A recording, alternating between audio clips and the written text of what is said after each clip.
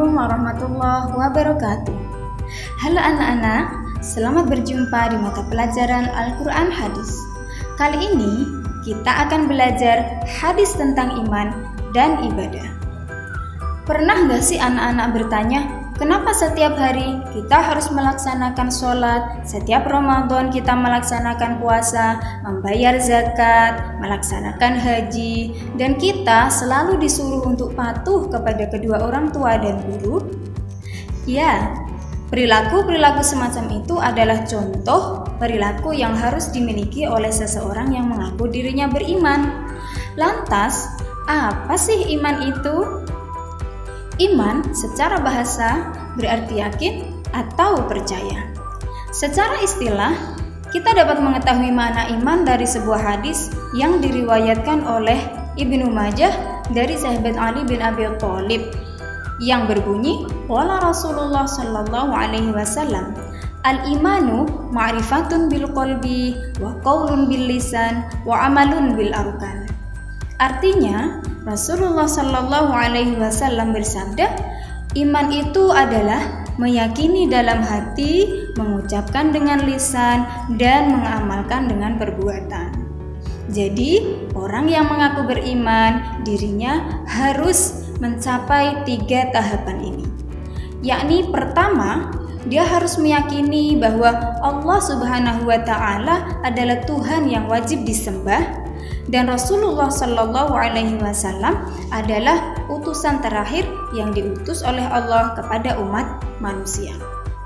Yang kedua, setelah dia meyakini keberadaan Allah dan Muhammad sebagai utusannya, orang yang beriman harus mengucapkannya atau mengikrarkannya dengan lisan. Berupa apa? Yakni berupa kalimat syahadat.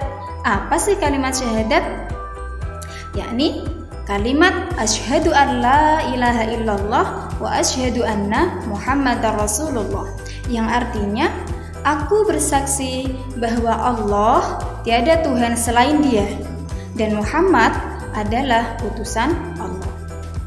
Dan yang ketiga, setelah meyakini dalam hati kemudian mengucapkan dengan lisan, orang yang beriman harus mengamalkan dengan perbuatan.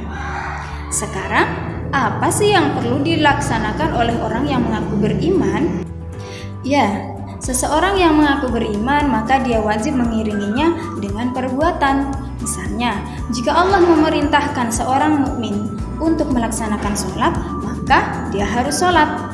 Jika Allah memerintahkan untuk berpuasa, maka dia pun harus berpuasa. Jika Allah memerintahkan untuk peduli dan mengasihi kepada orang-orang fakir dan miskin juga anak yatim, maka dia pun harus melakukan hal yang sama. Demikianlah contoh dari perbuatan-perbuatan yang dapat mengiringi keimanan seseorang. Jadi, keimanan itu bukan sekedar dari hati, kemudian dari lisan saja, tetapi harus seimbang, harus diiringi dengan perbuatan sesuai dengan perintah-perintah Allah Subhanahu wa Ta'ala. Ya, setelah kita mengetahui makna dari iman, maka yang kedua, kita akan mempelajari hadis tentang rukun-rukun iman. Anak-anak tentu tahu bukan bahwa iman itu ada 6. Dari mana sih kita tahu bahwa iman itu ada 6 rukunnya?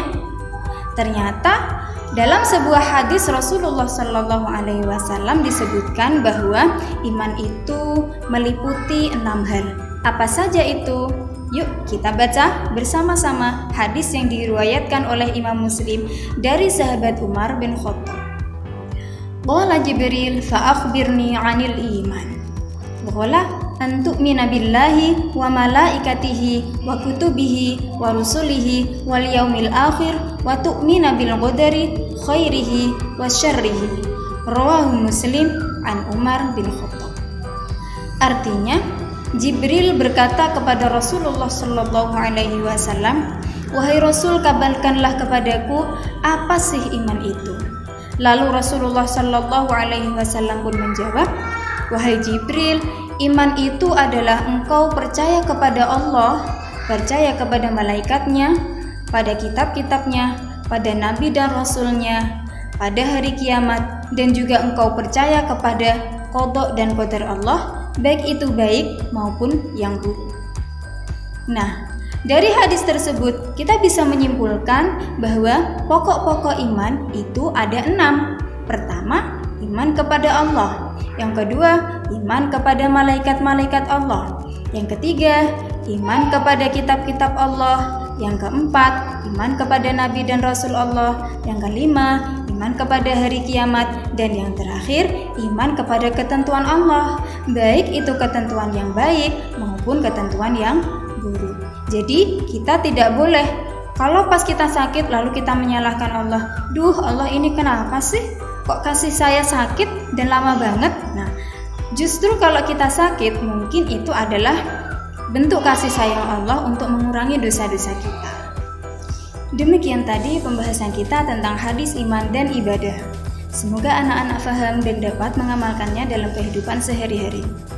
Agar anak lebih mudah dalam menghafalkan kedua hadis tersebut, anak-anak dapat menyimak hadis-hadis tersebut yang telah diubah menjadi lagu pada akhir video ini. Demikian pembelajaran hadis kita pada kesempatan kali ini. Kurang lebihnya saya mohon maaf. Akhirul kalam. Wassalamualaikum warahmatullahi wabarakatuh.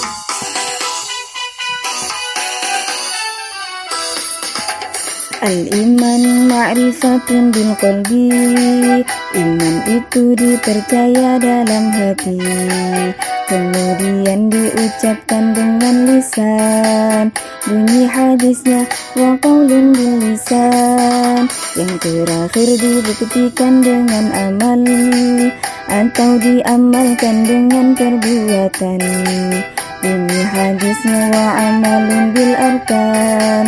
Demikian pengertian dari iman. Ini hadis tentang rukun iman yang diriwayatkan oleh Umar. Ia berkata, qala Jibril fa'akhbirni 'anil iman. Artinya beritahu aku, wahai Nabi, tentang iman itu. Nabi pun menjawab, qala, berikut rukun-rukunnya. Pertama, antu'mina billah, artinya iman kepada Allah. Kedua, wa malaikatihi, iman kepada malaikatnya. Ketiga, wa kutubihi, iman kepada kitab-kitab Allah.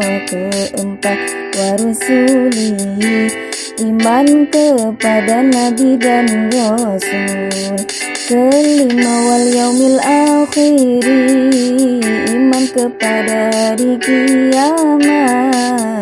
Keenam, wa tu'minu bil qadari khairihi wa syarrihi, imanlah pada takdir Allah, ketentuan baik dan buruk.